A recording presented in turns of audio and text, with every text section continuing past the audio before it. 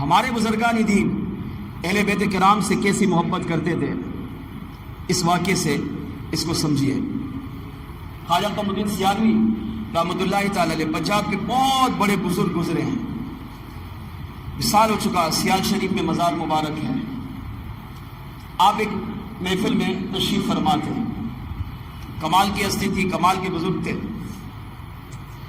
تعظیم میں، عقیدت میں، پیار محبت میں مریدین آپ کے بارگاہ میں حاضری دیتے۔ کچھ مریدین آپ کی بارگاہ میں تھے، ہر طرح کا بندہ وہاں حاضر ہوتا۔ ایک دن ایک شخص آیا جو داڑھی منڈا تھا، سگریٹ بھی پیتا تھا۔ جب محفل میں آیا تو پہلے سگریٹ پی رہا تھا، محفل میں آتے ہی اس نے سگریٹ کو جلدی جلدی بجھایا اور خواجہ قمر الدین سیالوی رحمۃ اللہ تعالی علیہ کے بارگاہ میں حاضر ہوا۔ جیسے وہ آیا تو آپ مصروف تھے اپنے مریدوں میں، گفتگو فرما رہے تھے، تو جیسے اس کو دیکھا تو فوراً کھڑے ہو گئے،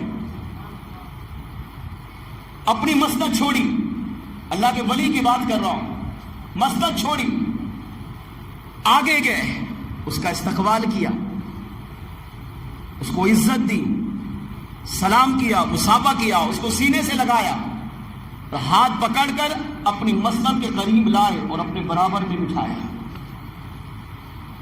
کافی دیر گفتگو کرتے رہے، جب تک وہ بیٹھا رہا آپ اس کی تعظیم کرتے رہے، ادب کرتے رہے، احترام کرتے رہے۔ اب کچھ لوگ ایسے تھے جن کو یہ بات سمجھ میں نہیں آئی، جب وہ چلا گیا اس نے کہا حضرت آپ مجھے اجازت دیجیے، آپ کی زیارت کے لیے حاضر ہوا تھا، آپ نے اسے دعاؤں سے نوازا، وہ کھڑا ہوا، آپ کھڑے ہوئے، اس کی تعظیم کی، پھر اس کو آپ وہاں محفل کے آخر تک چھوڑ کر آئے۔ اب وہ وہاں سے چلا گیا، آپ واپس اپنی مسند پر آئے، بیٹھے۔ اب جو حاضرین بیٹھے تھے کچھ کی سمجھ میں آیا، کچھ کی نہیں آیا، تو جن کی سمجھ میں نہیں آیا ان میں سے ایک شخص نے کہا کہ حضرت آپ اتنے بڑے ولی، آپ اتنے بڑے بزرگ، آپ اتنے بڑے علامہ، آپ کو اللہ نے اتنا بڑا مقام دیا اور آپ نے ایک فاسق کی تعظیم کی۔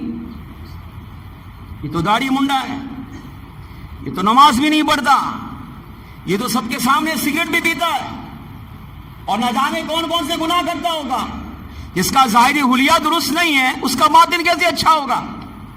اور آپ اتنے بڑے ولی ہو کر کھڑے بھی ہوئے، آگے بھی گئے، تعظیم بھی کی، ادب بھی کیا، قریب لائے، بیٹھے، اور جب تک وہ بیٹھا رہا اس کا ادب کرتے رہے۔ کیوں ایسا کیا آپ نے؟ راز ہے تو سمجھا دیجئے۔ خواجہ قمر الدین سیالوی رحمۃ اللہ تعالی علیہ نے سب سے پہلا جملہ جو ایمان افروز تھا وہ یہ بیان کیا، فرمایا وہ عام شخص نہیں، وہ سید زادہ ہے، اس کا تعلق نبی کی آل سے، وہ سرکار کے اہل بیت سے تعلق رکھتا ہے، وہ حسنین کریمین کی اولاد سے ہے، وہ امام زین العابدین کی اولاد سے چل رہا ہے۔ تو میں نے اس کا ادب اس کے داڑھی منڈے ہونے کی وجہ سے نہیں، اس کے فاسق و فاجر ہونے کی وجہ سے نہیں، بلکہ اس وجہ سے کیا کہ اس کا سلسلہ میرے آقا سے ملتا ہے، وہ حضور کی آل میں سے ہے، تو اس کا ادب، اس کا احترام ہم پر لازم ہے۔ اب یہ جواب بنتا ہے، یہی جواب ہے۔ اگر بعض اوقات جواب سمجھ میں آتا ہے، بعد میں اوقات نہیں آتا، تو اس کی سمجھ میں نہیں آیا، باقی جو بیٹھے تھے وہ سمجھ گئے، ہاں آل رسول کا ادب تو ضروری ہے، ٹھیک ہے، وہ جو بھی کرتا ہے اس کا اعمال اس کی طرف، وہ جانے رب جانے، ہم کون ہوتے پوچھ گچھ کرنے والے، مگر سید زادے کی نسبت آل رسول کی وجہ سے اس کا ادب، اس کا احترام، اس کی تعظیم لازمی ہے، مگر اس کے پلے نہیں پڑا۔ تو اللہ والوں کا پھر سمجھانے کا انداز بھی اپنا اپنا ہوتا ہے۔ آپ نے فرمایا چلیں محفل کے بعد تم میرے پاس آنا، اگر تمہارا دماغ ابھی بھی نہیں کھلا اور اس مسئلے کو نہیں سمجھے تو محفل کے بعد میرے حجرے میں آنا، میں سمجھاؤں گا۔ محفل کا اختتام ہوا، خواجہ قمر الدین سیالوی رحمۃ اللہ تعالی اپنے حجرے میں تشریف لے گئے، اب وہ بھی آپ کے حجرے میں آیا، آپ حجرے سے باہر تشریف لائے، اسے کہا کہ مجھے ایک لکڑی دو، اس نے لکڑی دی، آپ نے فرمایا کہ یہاں پر لکھو زمین پر خنزیر، خنزیر میں خا، نون، زا، یا، را، کتنے حروف ہوئے؟ 5۔ اس نے زمین پہ لکھا خنزیر۔ اب خنزیر جانور کا نام ہے، نجس العین، ناپاک جانور ہے۔ آپ نے فرمایا اپنی چپل اٹھاؤ، نکالو پاؤں سے، اس نے چپل نکالی، فرمایا اس نام پر مارو۔ اب اس نے ماری 1 2 3 4 5 چپلیں ماری. آپ نے فرمایا آپ کو کچھ برا لگا؟ اس نے کہا نہیں. زمین پہ نام لکھا ہوا اور وہ بھی خنزیر کا. تو خنزیر تو ویسے ناپاک جانور ہے, اس پر چپلیں مارنے میں تو کوئی حرج نہیں. آپ نے ارشاد فرمایا اب اندر آئے. اجرے میں تشریف لائے, وہ بھی اندر آیا. الماری کی طرف اشارہ کرتے ہوئے فرمایا قرآن پاک لاؤ. اٹھا, قرآن پاک نکال کے لایا. فرمایا فلاں پارہ کھولو. اس نے پارہ کھولا, سورت کھولی, آیت مبارکہ کھول کے دی.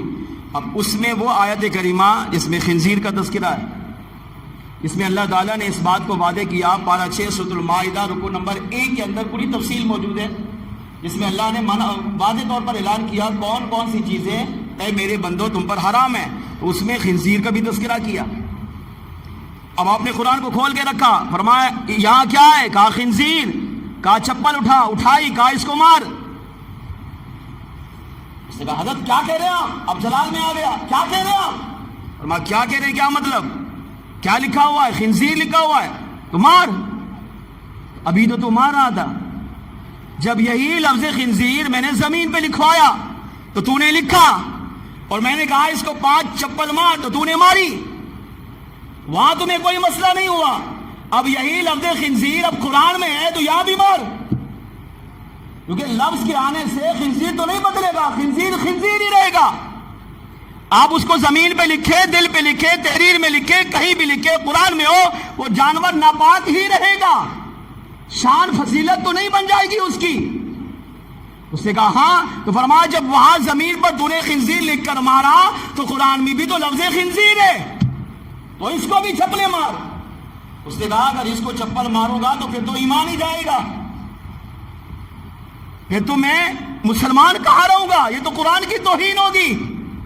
فرمایا یہی چیز تو تمہیں سمجھانا چاہ رہا ہوں نادان, کہ وہ لفظ خنزیر جس کو زمین پر لکھا تو تو نے اسے مارا, اور یہاں تجھے بے ادبی نظر نہیں آئی.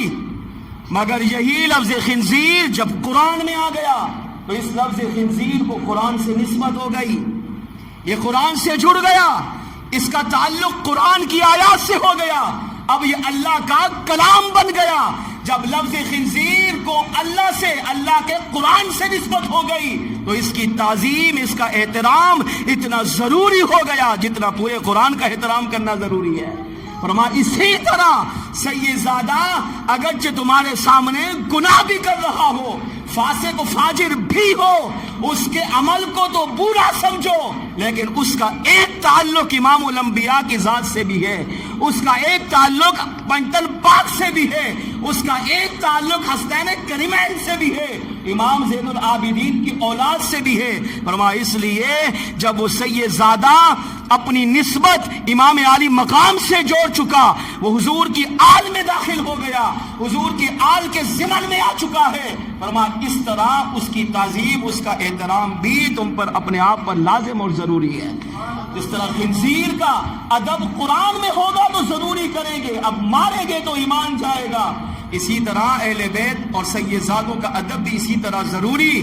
اگر ان کی بے ادبی کی, توہین کی, گستاخی کی تو کہیں ایسا نہ ہو کہ یہی بے ادبی, توہین اور گستاخی تمہارے ایمان کی بربادی کا ذریعہ بن جائے.